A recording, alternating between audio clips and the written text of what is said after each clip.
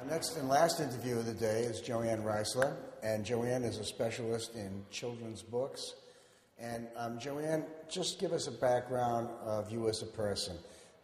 Where did you grow up? What schools you went to? Something about your family, when you became interested in books, and a chronology sort of where you started, where your shops were, and sort of bring us up to date in the next 10 minutes or so. I was born in New Jersey, went to Douglas College, and married a Rutgers student. We moved to Virginia when he finished school and had a child who at the age of, I guess, 1.5, I was dragging around to bookstores, of all things, and happened to notice that children's books in the used bookstores were more appealing than the ones that were being produced at that time. Now, she's 41 years old, so that was a while ago. I started buying books ostensibly for her, but because I happened to like them and think they were beautiful. Then I started looking into the rare book world and realized that this was something I could be doing. My actual college career was a double major in biology and chemistry, as well as an education degree. I taught for a couple of years, but teaching was not for me. And so there I was with the children's books and being captured by them, so to speak. And before I knew it, I was buying duplicates and triplicates of books that I thought had value far greater than what they were priced at in the used bookstores. And one day my husband said to me, "You're filling up the house. Prove to me that these duplicates and triplicates have a value." Put an ad in the Washington Post, and people came and bought my books. And what is the time frame we're talking about? I've been doing this now for a little over 39 years. So this is back in the late 60s, early 70s, yeah, would you say? Yeah, exactly. Yeah. Did you start by having an open shop, or did you? I've never had a shop. Okay. I've always worked from home, doing catalogs and exhibiting at shows.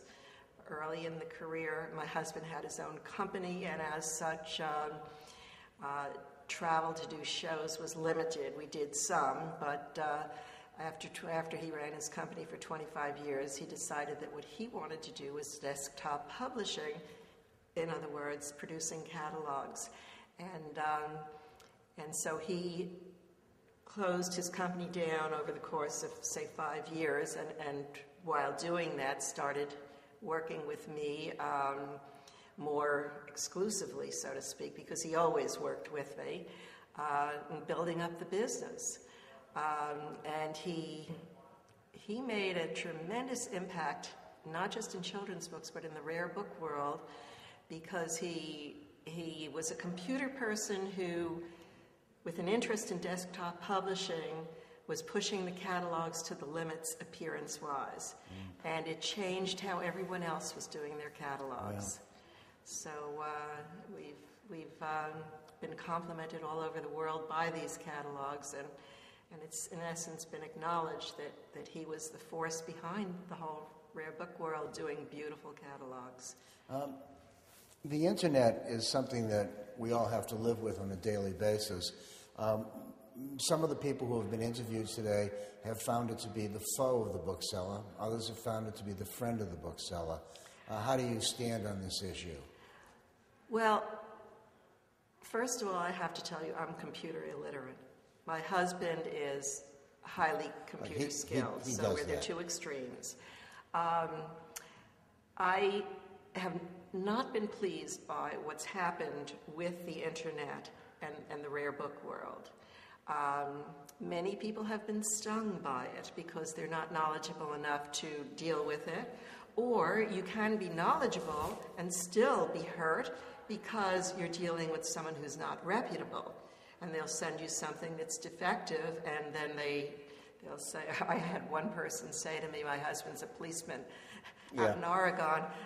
Well, thanks. That's the info. I mean, come on now. now. But I've had clients come to me who had been good clients, went to the internet, and then came back because of such stories. So really, I would say the internet, for higher level rare book world, is a foe, not a friend. For the low priced books, it's, I guess, a friend. I don't deal in many low-priced books, so I can't really comment on that. But I do know that a lot of dealers who deal in the everyday books, so to speak, have said that the price of things that seem to be a bit obscure have dropped significantly because of the internet, so even they, I'm sure, have been affected. But in my world, I like the person-to-person contact, and I guess I'm old enough and been in the business long enough so I can choose to run it the way I please. Although we do buy some, we don't buy on the internet, but we sell on the internet occasionally. And occasionally we'll pick up a really good customer this way. Right. But it's certainly not a big part of our business. About how many catalogs a year do you think you issue? Well, we've been issuing about 4 a year. We're down to 2, and since my husband does that and is not well at this point, it's up in the air as to he's done 2 this year, and we'll see, how it goes. How many shows do you do a year? Well, I went from 5 or 6 to 15, and now we're really down to the New York and California book fairs. That's about it. And that's it. Yeah. Those are the major collectors are on the coasts, and the collectors in the Midwest try to come to at least one of those shows. So I think that's adequate, along with the catalogs, to run a fairly decent business. Can you remember when you became a member of the ABAA? Many years ago, because yeah, my first book fair in ABAA was at the Plaza Hotel. So that's 1961. It was the last Plaza Hotel show. So I don't know where to date it exactly. I think it was somewhere in the 67 or 68. Probably early 70s. Maybe early 70s. Yeah. So. Yes. And as a matter of fact, I shared a booth with someone by the name of Rocky Gardner, who was one of the greats as far as ephemera and the rarities of the paper world. Yeah. Speaking about Rocky, as you were progressing along as a young bookseller, who were some of the people who were mentors or who were helpful to you, or you felt were positive influences on your career? Well, initially it was Justin Schiller. We became friends, and I think he's taught me a fair bit. Sam Murray. Of course. And probably those two I pretty much learned on my own in a way. I have one very funny story, if you'd like to hear it. Sure. As I said, Rocky and Avis shared a booth with us at the Plaza Hotel. And Rocky was negotiating a book that he had with a French person, price-wise, that is. And Rocky didn't speak French or understand it, and the French person didn't speak English or understand it. And there they were negotiating the price. And before we knew it, my husband speaks French, by the way, before we knew it, they had crossed paths. So my husband intervened and sort of settled on a price for them. But it was funny. Great stories. Yeah. I remember so many great booksellers from that era. Are there any particular ones that stand out other than Rocky and Sam that you can recall from the 60s and 70s? I'm trying to think the name. Massachusetts, Bentai. Bentai, yeah. Sure. We got to Bentai late, I would say, because a couple of people who bore the fruits of being tied into Bentai said, "Oh, you don't want to go there." And that's one of the many regrets that we talk about, because Bentai was a wonderful book dealer. He took a liking to our daughter, and he also taught me. as far as early books were concerned. But I didn't have the benefit of knowing him long enough. But I am glad I did get to know him. Well, Marcus McCorson is writing an article or a book about him. And, really? And so you're going to learn more about him. Oh, that's wonderful. As time goes on. Yeah, he certainly deserves it. And as I said, we met him a little too late, but we still had time with him. The association, the ABAA as we know it, is sort of like a two-tiered organization now. There are a bunch of us in our 60s and 70s, and then there's really a big gap. Yes. And the concern that I have, and maybe others have, is how is this gap ever going to be filled? What happens when the 200 of us are no longer here? Yeah, I've wondered the same thing in all honesty, because the younger book dealers have a different orientation to what us old guys have. And you're not going to fill the gap. The whole momentum of the rare book collecting is in the process of changing as a result.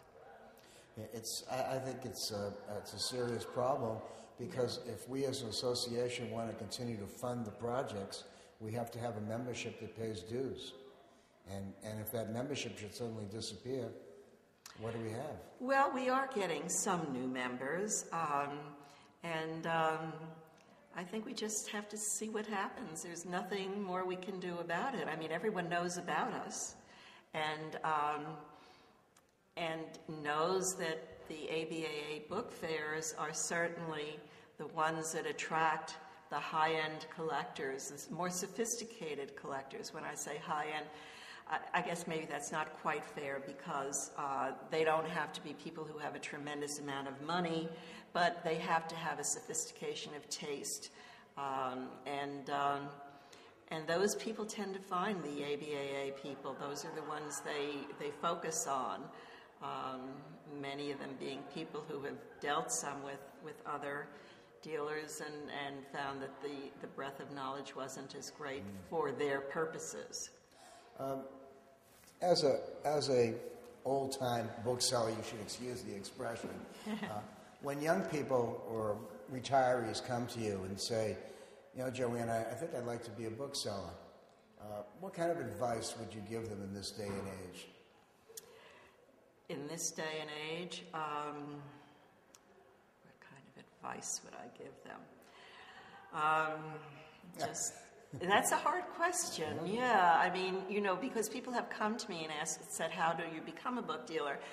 And it's something that's your interest has to be deep, your commitment has to be great, and you have to be willing to do the research on the individual books so that you know that you're presenting what you claim to be presenting. I mean, one of the real problems in our world is that people offer things as first editions that are not first editions and such. So it's a question of doing the research. And now there are schools that help these people. When I started out, that was not the case.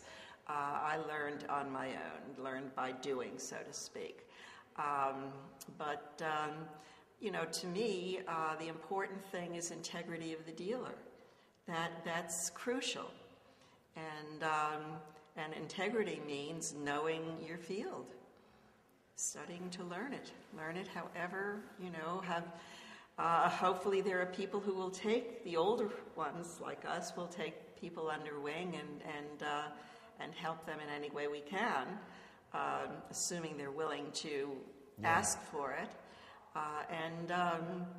And so the rare book world, with integrity, hopefully, will continue on. What do you see as some of the challenges we face as booksellers as we move ahead? Well, the real challenge, as I see it, is that the taste of the collector, and now I'm not talking about institutions, because there you have the depth and breadth that you'd like to see in developing a collection. For me, it's children's books. But the taste of the collector of today is very different than it was when I started out. When I started out, the rarities were the very early children's books, and I can only speak to children's books because that's all I know, the 18th and 19th century, and even before that, so to speak. books, and developing a collection that starts at the beginnings, like for children's Orbis Pictus, from the 1600s would be the book you'd probably direct yourself towards. Today, though, the collectors are more interested in high spots of 20th century, things that they can relate to, books that they have read and enjoyed. So they're not looking for the depth and breadth of development of a collection that I think is important, or that perhaps you think is important, but they're looking more towards the things that are important that they can relate to, and only that which they can relate to. They're not looking for the history. What are some of the hot children's books? Is the Dr. Seuss stuff hot, or is it not? Right now, I think it's cooled down a little, in all honesty. But he was so terribly important that it's sort of like some years ago, Rackham was hot as an illustrator, and then all of a sudden the market was swamped with Rackham, and you couldn't give a Rackham away. And there was great interest in Seuss not that long ago, and all of a sudden every Seuss first edition you could think of appeared, and so the market calmed down. But the interesting thing is, the market calming down is not a market that's disappearing. It just sort of goes down a little, levels off, and then starts back up again. So as opposed to the stock market, where you can have great plummets, I've not seen that at all in the children's book world. And again, that's all that I can speak to. Are the Harry Potter books considered children's books? Yes, they are considered children's books, and the response is overwhelming. $25,000, $35,000 for first edition. Right, first book, I was just absolutely of blown which away there's by 300 copies or something. I find that incredible. I, in all honesty, am not involved in that market. It just ran away from me before I even got a sense of it or an appreciation for it, although they are great books in their own right. I don't know what you might want to comment or not comment, but I recently looked at a very nice book of miniatures and children's books that Ann Reisler put out. Oh, that's a wonderful book. And I thought it was really a spectacular thing. Absolutely. Is it useful to the collector? Is it a collector's book or a dealer's book? Well, it's both. If the collector is a collector of miniatures, they must have that book. It's the best thing on the market. If otherwise, in other words, it's not a broadly desired book, but every dealer should have it as long as they have the scope where they're buying miniatures. Ann Reisler just got a wonderful collection of miniature books out in California last month, and I was watching her as she looked through the books, and the gleam in her eye, it's just a wonderful thing. I mean, she loves those miniatures, and that's where such a wonderful collection should have gone. And as she puts them out for people to see, enjoy, and buy, I said to her, we should have pictures of you and these miniatures, because one of her cases is full of them now, for the ABAA letter. Yeah. Before I let you go, I just want to ask you a couple of comments. Talk a little bit about one of your great buys, and talk a little bit about one of your great disappointments. Oh, Sam Murray taught me something very interesting. And we were first starting out, and he had a copy of Doyle's in Fairyland, which is a very beautiful book from 1870. And he had $160 on it. And he said to me, if you buy it here and now, you can have it for $140. Well, that was back in the 70s, early 70s, as a matter of fact, and that was a lot of money then for a book. And my husband, daughter, and I, looked at each other. We all loved the book, but we thought, gee, that's a lot of money. Yeah. And we didn't buy it. And we got home and we called him up and we told him to send it, and of course he billed me at $160, just as he said he would. And the thing is the errors of omission that we make. I've had some very wonderful buys, but I've been doing it for many, many years, so it's hard to say. I used to go to Brimfield, which is a big flea market, sure. and I'd walk the field all night, and I'd buy books for $10 that were worth $1,000 to $2,000 then. I even in auction bought one day in New York at Christie's. I put $1,000 bid in on a book and I bought it for $90. And needless to say, I sold it for a lot more than $1,000. So, wherever I turn, I've been very lucky because I've learned my trade. And I've had wonderful buys. Even today, a wonderful buy is not a $90 item, but it could be a $9,000 item or a $60-some-odd thousand item.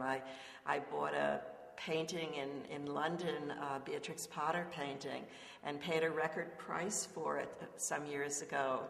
I left my husband to do the bidding on the phone. I had been in London the month before, seen the painting, came home and said to my husband, "How much do you love me?" I had been looking for a Beatrix Potter watercolor for years and had seen a number on the market, but nothing like this. And he looked at me and he said, well, and then I had the nerve to let him bid on the phone while I went off to play tennis.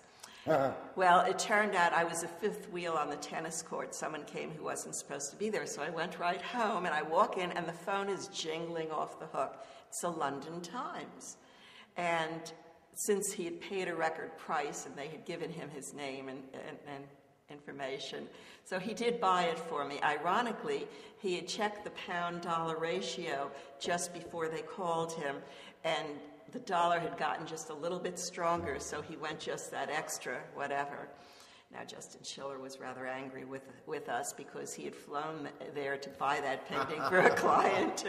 And I had told him the month before, I said, Justin, I've seen the Potter that I want. He could have flown there to buy it for me instead, but that wasn't the case. But that's, and certainly it was not inexpensive, but it is a wonderful item. To me, it's not getting the steals, so to speak, as to getting the great rarities. There was a big auction in New Hampshire at Whittington's many years ago, the Jake sale. I don't know if you heard about that or not. I went there.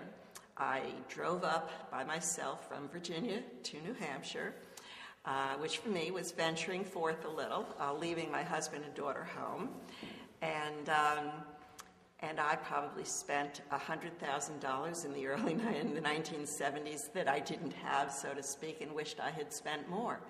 I bought, in that collection, there was a group of maybe 8 to 10 18th century harlequinades, which are turn-up books. And there were Meggendorfers. And I could go on and on with the wondrous material that I bought. And of course, if you look back at what I paid then as to what it's worth now, they were bargains. Well, Joanne, thanks very much for sharing 30 minutes with us. We appreciate it. My pleasure. It was great. Thank you. Okay.